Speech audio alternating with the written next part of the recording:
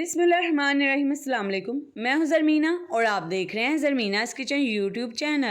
और आज की इस वीडियो में मैं आपके लिए लेकर आई हूँ एक ज़बरदस्त रेसिपी। अगर आपने आज तक इसे ट्राई नहीं किया तो ये रेसिपी देखने के बाद ज़रूर ट्राई करें। तो जी, जैसे कि आप जानते हैं मौसम चेंज हो रहा है और सर्दियाँ आ रही हैं। जैसे ही सर्दियाँ आने लगती हैं तो ये फल बहुत ही वाफर मिकदार में मार्केट में आ जाता है, जिसे जापानी फल कहते हैं। ठीक है, इसे अमलोक भी कहा जाता है। ये हमारी सेहत के लिए बहुत ही ज़्यादा फ़ायदेमंद होता है। तो चले जी, अब हम इसकी रेसिपी बनाना शुरू करते हैं। तो बेसिकली मैं आपको इसकी एक बहुत ही आसान और टेस्टी मिल्क शेक की रेसिपी देने लगी हूँ। और उसके लिए हमने यहाँ पे 5 से 6 जापानी फल लिए हैं। और जापानी फल आपने नरम लेने, ठीक है, सख्त वाले आपने नहीं लेने। और इन्हें मैंने अच्छे से वॉश कर लिया है यहाँ पर। और अब हम इनकी कटिंग करते हैं। तो यहाँ पर 2 से 3 जापानी फल को हम काट लेंगे।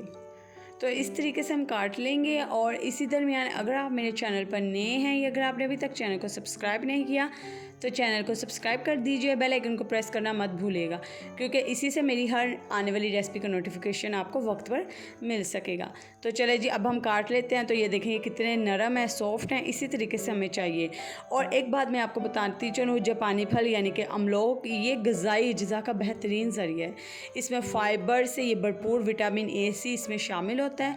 और साथ ही इसमें कैलोरीज़ भी बहुत कम पाई जाती है। ठीक है, जैसे कि आप फल कोई खाना चाहते हैं तो आप अगर वेट लूज़ कर रहे हैं तो आप ये फल खा सकते हैं, क्योंकि इसमें कैलोरीज़ बहुत कम होती है। और जो डायबिटीज़ के पेशेंट है उनके लिए भी बहुत अच्छा होता है।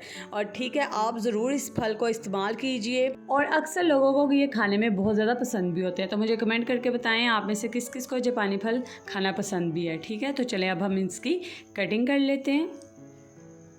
तो जी, यहाँ पर अब हम एक जूसर लेंगे। तो अब हम इसमें ऐड कर देंगे जी दूध। तो यहाँ पर तकरीबन मैंने हाफ़ kg दूध इसमें ऐड किया है। तो मैंने यहाँ पे ठंडा दूध लिया है, ठीक है, क्योंकि हम इसमें बर्फ़ का इस्तेमाल नहीं करेंगे, इसलिए मैंने यहाँ पे ठंडा दूध लिया है। क्योंकि मौसम चेंज हो रहा है तो हम इसे बिल्कुल हेल्दी वे में बनाएंगे ताकि इसे पी कर हमें बहुत ज़्यादा फ़ायदे हों।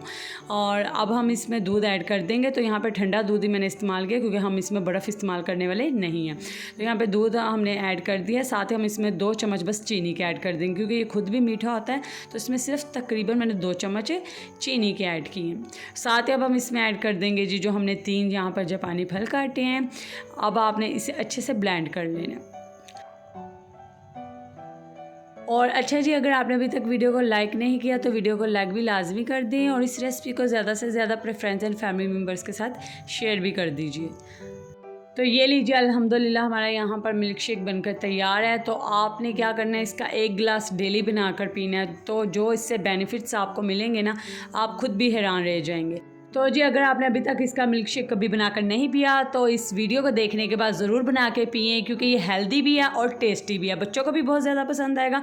खुद भी बनाकर पिएँ, बच्चों को भी पिलाएं। और रेसिपी को ज़्यादा से ज़्यादा अपने फ्रेंड्स एंड फैमिली मेम्बर्स के साथ शेयर कर दीजिएगा। और चैनल को सब्सक्राइब करना मत भूलिएगा और वीडियो को लाइक कर दें। और इसी तरह की मज़ेदार रेसिपीज़ के लिए मेरे चैनल पर आते रहें और मुझे कमेंट करके बताएँ आपको रेसिपी कैसी लगी। दुआ में याद रखिएगा। अल्लाह हाफिज़।